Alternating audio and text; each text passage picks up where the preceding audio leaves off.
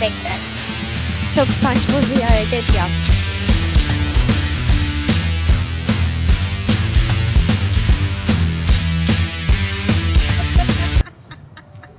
From the sky, Cologne looks peaceful, beautiful, quiet, almost timeless. But cities like this never carry just one story. Beneath these streets are centuries of power, loss, fate, and survival. And above it all, one presence has watched it happen. For generations, it stood here as the city changed around it. And the closer you get, the more you realize this is not just the heart of Cologne. It is the reason the city is remembered. The Cologne Cathedral. This cathedral took over 600 years to complete, and the construction was started in 1248 and was finally finished in 1880. Imagine the older generations who never saw it finished.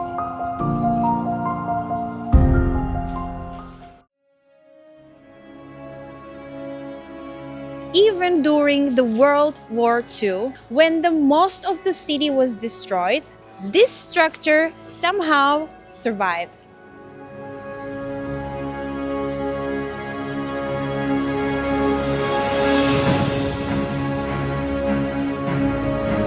Now it's time to step inside. And this is where Cologne Cathedral stops feeling like a monument and starts feeling like an experience. Because the moment you enter, you're surrounded by a scale that was designed to overwhelm the human eye.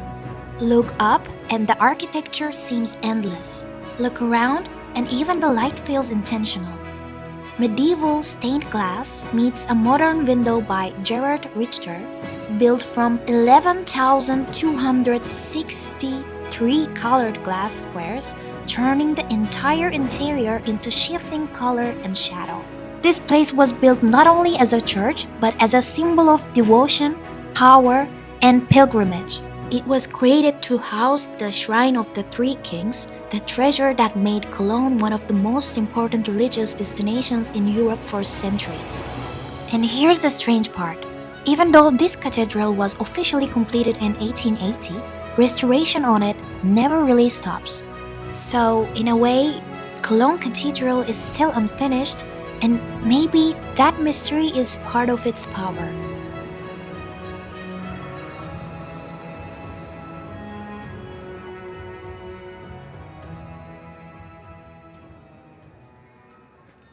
Before going to one of the most iconic spots in Cologne, I wanted to spend a little time here first, in the Old Town, because this part of the city has a completely different energy. It's charming, lively, and full of the kind of streets that make you want to keep wandering without a plan.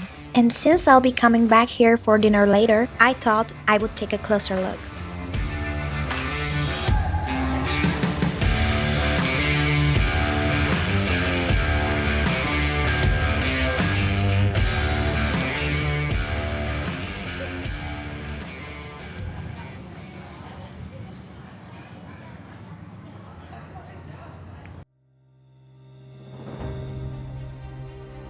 This bridge is one of the busiest railway bridges in Europe, with over 1,200 trains crossing daily.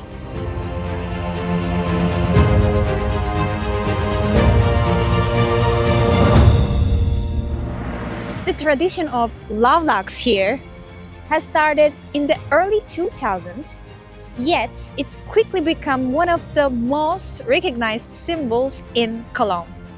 Everywhere you can see these locks. Each of these locks represents a promise, of course. But I wonder how many of those promises have lasted.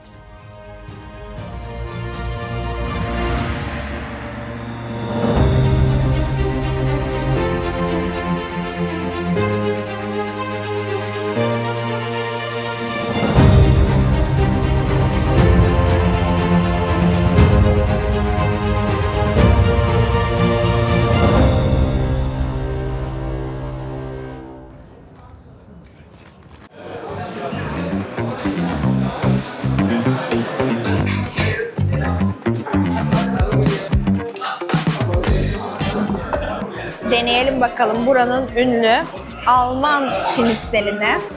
Ben Früh'e geldim. Burası Köln'ün en popüler, en güzel barlarından, restoranlarından biriymiş. Hem bar hem restoran. Yalnız sadece pork, domuz etli ürünleri var. Ona yapacak bir şey yok. Şimdi tadına bakalım.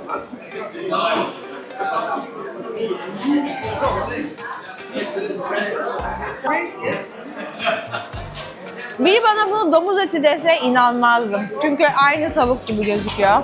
Ve tadı da tavuk gibi. Hiçbir domuz eti tadı bu arada gelmiyor. Garson da aynısını söylemişti. Çok doğruymuş cidden. Çok yağlı.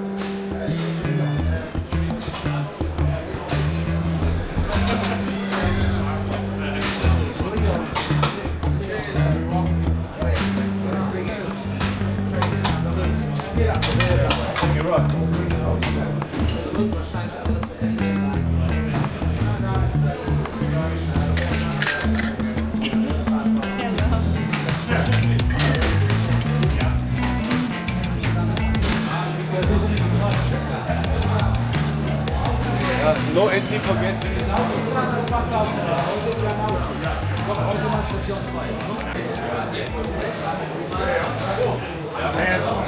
Türkiye. Türkiye. Onu ne çekiyor? Vlog. Video. Evet. TikTok'a atacak. Evet. Almanya'nın meşhur birası. Vay. Ona Kölsch diyorlar. Kölsch diyorlar. Evet. Rengi biraz açık bu arada normal biraya göre. Sen daha iyi. Efes'ten daha iyidir Evet. kesin. Çok içiyorlar Almanlar bira değil mi? Su gibi içiyorlar galiba. Şöyle bir yere koyuyorlar. Günde 25 tane gidiyor. Ay şaka yapıyorsun. 100 litre olmaz. Ay çok fazla. Seni takip etsinler abi. Söyle ismini takip etsinler seni. Etmesinler. Tamam. Çok teşekkürler. İyi akşamlar.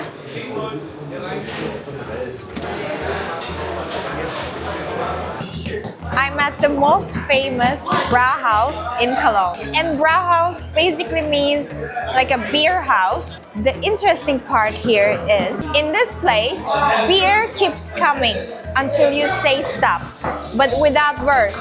Putting this coaster means no more Kölsch beer, no more beer for today. The waiter is counting the beers, and I drank 3 beers, as you can see.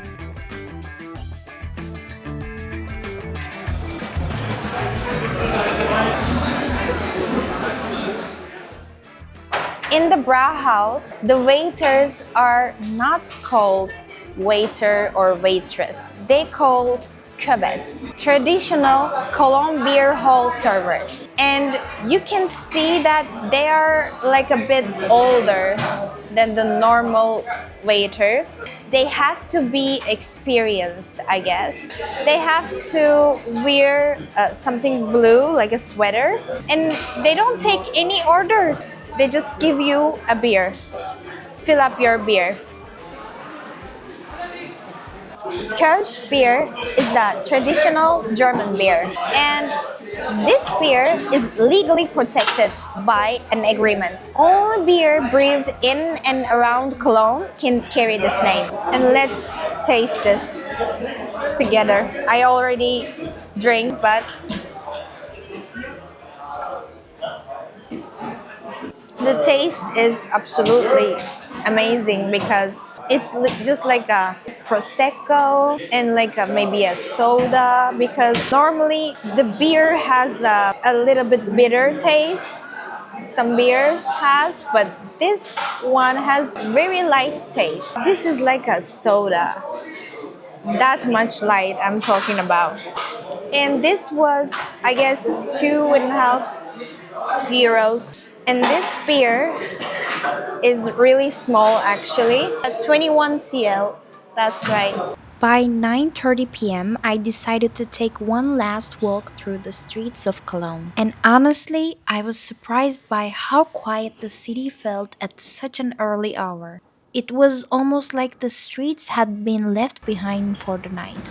But overall, I really loved Cologne. There's something about this city that feels calm, historic, and deeply memorable. I hope you enjoyed experiencing it with me. And if you did, don't forget to like this video and subscribe to my channel. More videos like this are coming very soon.